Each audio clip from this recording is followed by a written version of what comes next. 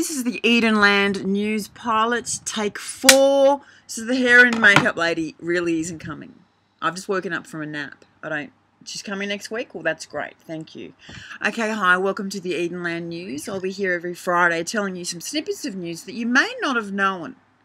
I know you're busy and it won't take long. Everyone's in such a rush today. You're driving in traffic and everyone's in a rush, and they all must be brain surgeons, because that's the only logical explanation I can think of why people are in such a rush today. And they're walking in the street, bustling, jumping, running into you. Brain surgeons. Everyone must be a brain surgeon on their way to the operating theatre. And so I think, okay, well, you get on with your surgeon doctors, and I'll just walk slowly. Okay, so I just would like to say that there is so much news in the world, and I did a quick Google search before. 10 corporations own the news: CBS, Gannett, Time Warner, The Tribune, Viacom, Bain Capital, Comcast, News Corp, Walt Disney, and The Washington Post. And when I have the news on at home, I have 2 sons. Other children have left home by now, but I have the news on and they're watching the news, and I say, guys, I just wanted to let you know that this is other people's version of the news. There's happening all over the world. Things are happening.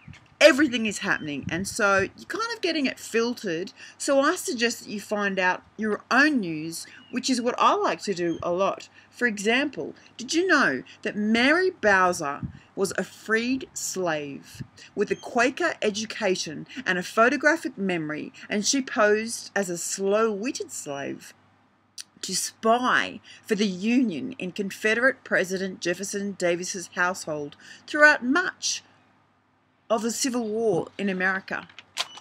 Mary pretended to be distracted and muttered when she spoke, in order for people to think she was unbalanced, and therefore someone not to be taken seriously. And on that note, I'll be talking to Sally Howes on ABC National Overnights program on Sunday. I believe it's Monday morning at 4 a.m, but I'm going to get the code and embed it onto my Facebook and blog. And I'll be talking for half an hour about the term mummy blogging in Australia, and why it gets hated upon so much now, and why I don't like being called a mummy blogger anymore. I used to not mind it and think it was funny. I don't think it's funny anymore. A lot of women write online with university degrees and they don't even have children. I know, it's amazing. And a little known fact is that mummy blogger comes from the original word, I think it's Latin, for motherfucker blogger. So, about being taken seriously, Mark Latham. Look, I don't have much more to say. My 6-year-old son calls the Prime Minister Tony a butt and thinks it's funny, and I don't correct him because I give respect when respect is earned.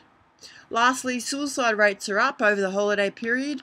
If you have wanted to kill yourself today and haven't, then my hat goes off to you. I know how hard that feels. I've spent a lot of the day sleeping, which is why I needed the hair and makeup lady. But now I'm just going to eat Christmas pretzels. This is in the shape of a bell, and that's a Christmas stocking, and I'm going to watch Sons of Anarchy, and that's all I'm going to do. I don't have any brain surgeries to go to. So, I'll see you next Friday. I hope you've enjoyed the pilot. I hope it gets, passed. We don't have much of a budget. Next week we might have a slogan or some music or something. I don't know. Do we need that? Do we? So anyway, live deeply.